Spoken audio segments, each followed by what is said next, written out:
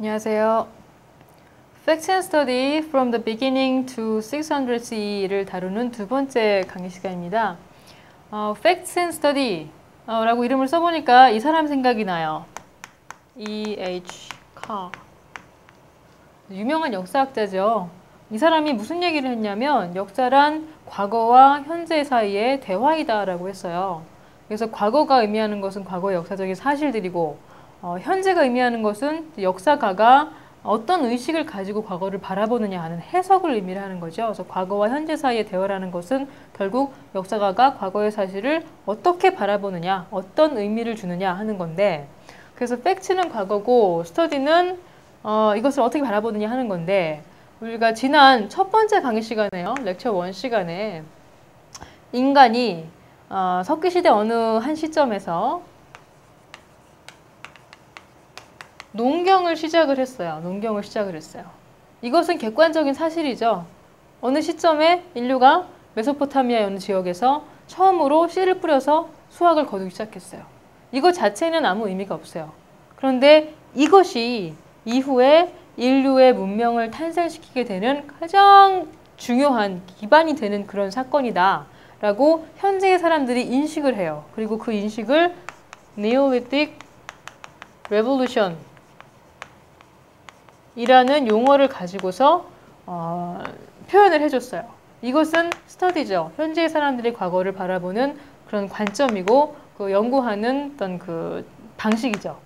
그래서 이것이 니올리틱 레볼루션을 통해서 잉여 생산이 시작이 되면서 그 잉여 생산을 통해서 직업의 전문화가 이루어지고 계급이 나누어지고 또 그러면서 그 인류 공동체에 어떤 국가와 같은 모습이 형성이 돼서 문명이 시작이 된다라는 것이 이제 스터디란 말이에요. 그래서 우리는 오늘 이 니올리틱 레볼루션이 가장 먼저 시작된 메소포타미아 지역의 이후의 문명의 특색, 모습에 대해서 이제 공부하는 걸로 이번 시간 강의를 시작을 할 겁니다. 자, Facts and Study에는 어떤 의미가 있다? 역사는 과거의 사실 그 자체가 중요한 것이 아니라 그것을 현재에 우리가 어떻게 바라보느냐가 중요한 것이다 라는 그런 의미를 담고 있어요. E.H. 카의 역사관입니다. 자, 그러면 메소포타미아 지역에서 가장 먼저 농경이 시작이 됐어요. 앞에 보이시는 게 메소포타미아 지역의 지도예요. 메소포타미아라는 것은 유프라테스 강과 티그리스 강이 흘러요. 여기 지금 이렇게 흐르고 있는데 이 사이에 메소포타미아 두 강 사이의 지역이라는 뜻이에요. 메소. 예. 그래서 이 지역을 옛날부터 메소포타미아라고 불렀어요. 티그리스 유프라테스 강 사이를. 여기 보시면 이제 유명한 도시들이 있죠. 오래된 도시들. 니네베, 아수르, 남쪽으로 내려오면 바벨, 이거 뭐 바벨탑 그 도시겠네.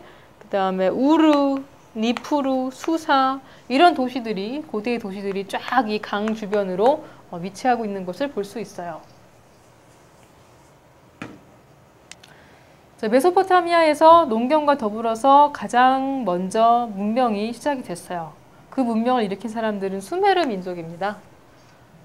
이 수메르 민족이 그 기원전 2800년에서 2370년 사이에 Early Dynastic Period를 이루었고 그 지역을 메소포타미아 지역을 잠시 아카드인들이 주도권을 잡았었다가 그 이후에 다시 우르 지역에서 일어난 우르의 제3왕조에 의해서 이 지역에 대한 패권을 뺏겼어요.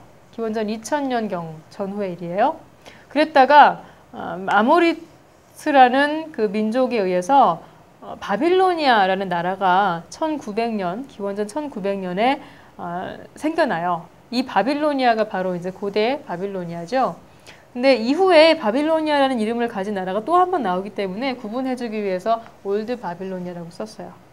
지금 앞에 보이시듯이 약 1500년경 동안 이렇게 이제 서로 다양한 많은 그 부족들이 서로 갈등하면서 메소포타미아의 주도권을 놓고 싸워왔다는 것을 볼 수 있죠.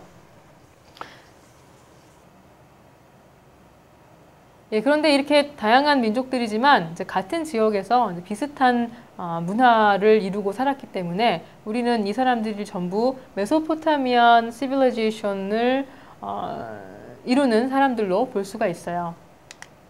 그래서 그 특징에는 메소포타미아 문화의 특징에는 어떤 것이 있느냐?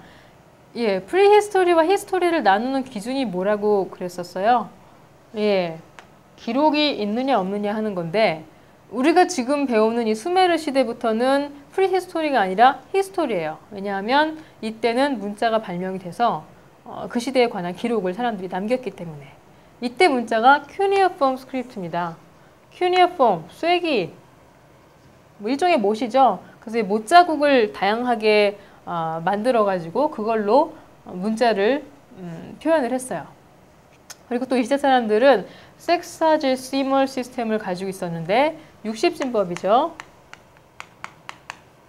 이때 사람들이 썼던 60진법의 흔적이 아직도 우리 생활에 남아 있어요. 어디 남아 있냐면 시계를 보시면 60초가 1분이 되고 60분이 1시간이 되죠. 이게 바로 이제 60진법의 흔적이라고 볼 수 있겠어요. 또 이 지역도 최초로 농경을 시작한 지역이니까 농사를 짓는데 가장 중요한 것은 일기죠. 계절의 변화죠. 기후의 변화. 그래서 그런 것들을 나름대로의 전 그 달력을 만들어서 계산을 하려고 했는데 이 달력은 음력이었다는 거, 음력 달력이었다는 거. 그 다음에 이 시대 사람들이, 이 지역 사람들이 믿었던 그 신들은 어떤 신들이 있었냐? 대개 인간의 모습을 하고 있다고 믿어졌어요. 그러니까 자연적인 어떤 그 자연을 주관하는 힘을 가지고 있긴 하지만 모습이나 뭐 이렇게 행동이나 생각이나 이런 것들은 인간과 비슷하다고 믿어졌죠. 그래서 이 신들을 섬기는 사제 계급이 굉장히 번영을 해서 왕과 사제들이 각 사회의 최고의 측권층이 되었고, 그 다음에 이런 그 신들의 활동을 점치는 방법으로 또 농사를 짓기 위해서 일기를 예측하는 그런 방책으로 애스트롤러지, 점성술이 굉장히 유행을 했고요. 그 밖에 각종 자기들의 어떤 이야기, 신화들 이런 것들도 많이 남겼어요. 대표적인 작품이 길가메시 서사시죠. 수메르의 고대인 중에 그러니까 수메르의 일종의 신이자 인간이자 뭐 이런 존재가 있었는데 이 길가메시의 일대기를 그린 그런 서사 작품이에요. 서사 문학이에요. 여기에 이제 나오는 많은 이야기들 중에서도 대홍수를 그린 에피소드가 굉장히 유명하죠. 성경에 등장하는 노아의 방주 이야기와 거의 흡사한 그런 내용이 길가메시 서사시에 담겨 있어요. 그래서 이걸 보고 이제 사람들이 두 가지로 해석을 하는데 아마 고대의 메소포타미아 지대에 정말로 어떤 그 대홍수 사건이 있었던 것 같다.